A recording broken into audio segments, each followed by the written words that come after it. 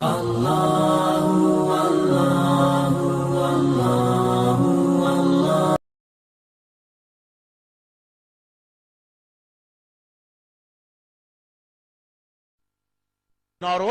اسی کی ایک دلیل کہ چونکہ نوروز کا کوئی تعلق شرک اور کفر سے نہیں تھا، یہ کلچرل عید تھی، اور ہر وہ علاقہ میں کہاں چلا گیا، وقت تو ویسے ہی کم ہے، آج دعائے کمیل کی وجہ سے ہم 15 منٹ تاخیر سے اپنا بیان شروع کر رہے ہیں۔ لیکن ایک بات کہ نوروز اسلامی عید نہیں، لیکن جو اسلامی عید نہ ہو اس پہ اسلام نے ریسٹرکشن بھی نہیں ڈالا، جب تک کہ اس کے اندر کوئی ایسی بات نہ آ جائے جو آدمی کو شرک کی جانب لے جائے، جو آدمی کو واجبات چھوڑنے کی جانب لے جائے، جو آدمی کو حرام کی جانب۔ تو خیر ایک اجازت دی، جن جن علاقوں میں اس کا رواج ہے، ہندوستان، پاکستان، ہر وہ علاقہ جو ایگریکلچر کا بیک گراؤنڈ رکھتا، اسپرنگ کا آغاز ہوتا، فصلیں پیدا پکنے کے وقت شروع ہوتے ہیں، غرض یہ چھوڑیے، لیکن اس میں 3-4 چیزیں اسلامی۔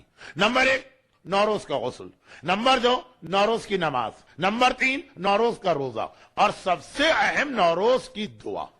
دعا کا مطلب یہ ہے کہ جو ایگزیکٹ ٹائم دعا کا بتایا جاتا، دعا کے اندر بھی ایگزیکٹ ٹائم کی بڑی ویلیو ہے۔ شب قدر، سورج ڈوبا اور اگلی دن فجر کی اذان تک شب قدر ہے، اگر آپ سو کر 10 منٹ بعد اٹھے اور پھر آپ نے دعا مانگی وہ بینیفٹ نہیں ملے گا۔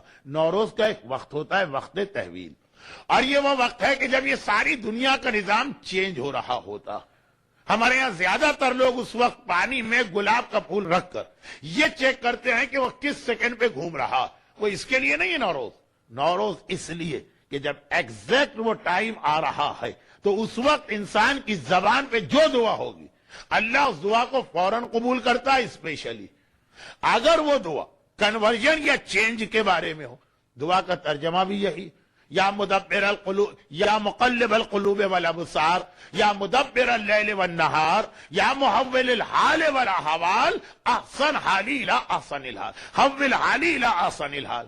اے دلوں اور آنکھوں کو بدلنے والے، اے دن اور رات کے نظام کو قائم کرنے والے، اے لوگوں کی حالت کو چینج کرنے والے، اس وقت، اس سیکنڈ بھی شاید بڑا لفظ ہو، اب تو مائکرو سیکنڈ ہو، کہاں تک لوگ پہنچ گئے، اس وقت حول حالی الى احسن الحال، میری حالت کو بہترین حالت میں بدل۔ اس ٹائم پر اگر یہ دعا آپ نے مانگی اور آپ کے ذہن میں یہ ہے کہ حالت بدلنے سے آپ کی کیا مراد، فوراً وہ کلک ہوگی اور دعا قبول ہوگی۔ بیمار ہے اس کو صحت چاہیے، بے روزگار ہے اسے کوئی اچھا روزگار یا جاب والا ہے لیکن اس سے بہتر جاب چاہیے، اسٹوڈنٹ ہے اسے امتحان میں کامیابی چاہیے، کوئی بغیر ویزے والا ہے اس کو مثلا ویزا یا رائٹ چاہیے۔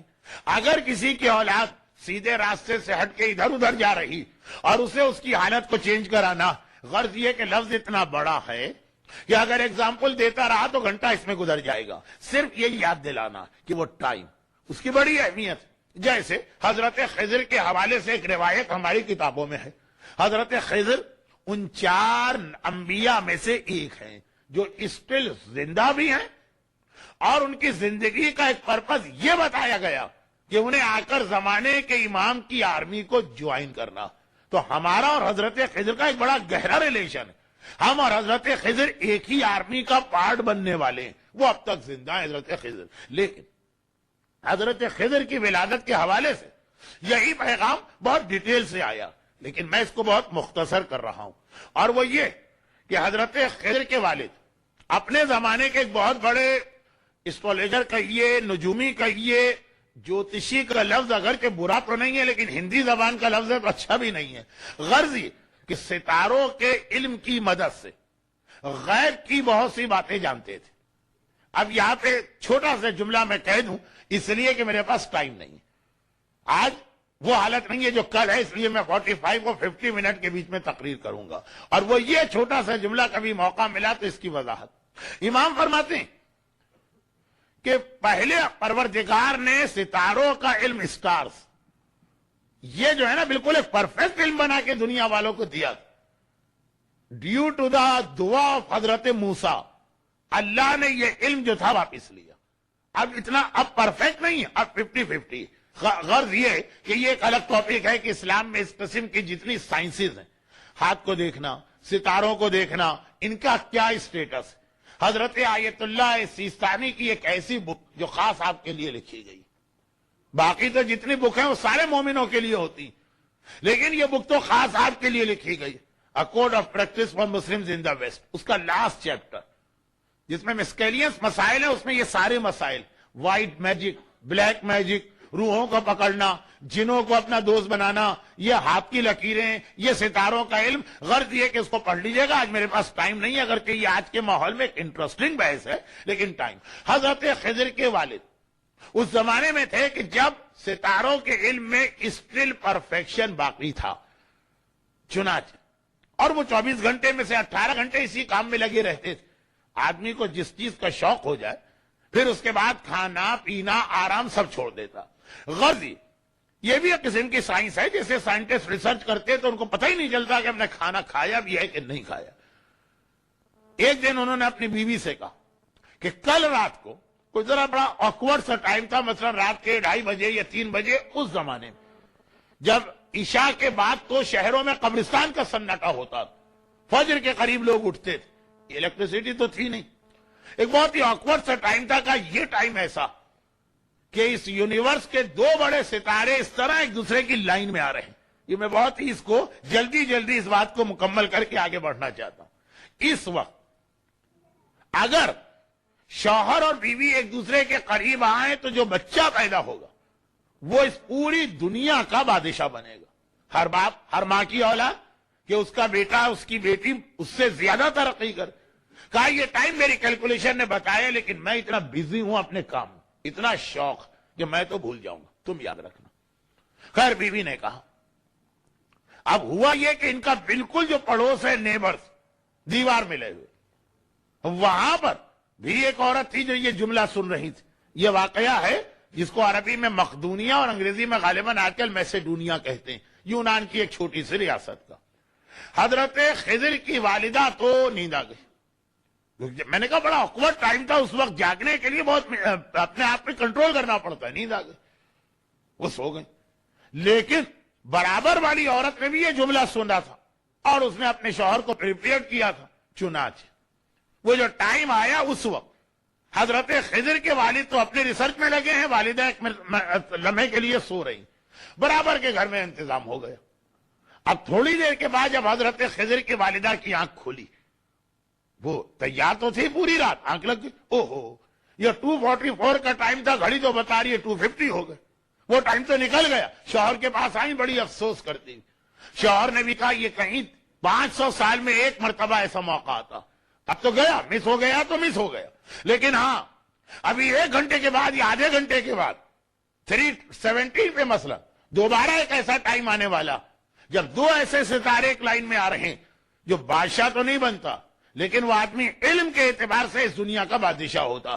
وہ تھی دنیاوی یعنی پولیٹیکلی دنیا کی بادشاہت، یہ تھی نالج کی دنیا کی بادشاہت، وہ ہم نے مس کر دیا، تو چلو اسی کو گین کریں۔ چنانچہ اس رات کو میسیڈونیا یا مقدونیہ ریاست کے 2 برابر کے گھر میں شوہر اور بیوی کے نتیجے میں 2 ایسے بچے پیدا ہوئے کہ برابر والے یہاں سکندر پیدا ہوا، الیگزینڈر دا گریٹ، جس کے بارے میں کہا جاتا کہ وہ دنیا کے 4 آدمیوں میں ایک تھا جسے اللہ نے ساری دنیا کی بادشاہت دی تھی۔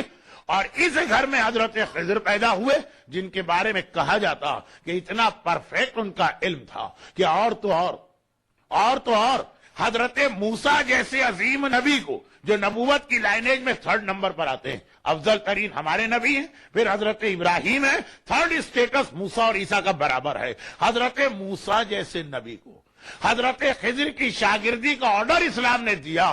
اور اس واقعے میں بھی بہت سارے پیغام ہیں۔ حضرت خضر اتنے بڑے عالم کہ اپنے زمانے کے صاحب شریعت اور صاحب کتاب نبی کو، اور کتاب بھی ایسی کہ آج بھی تورات اس کی اپنی ایک حیثیت ہے، اس کا اپنا ایک اسٹیٹس ہے۔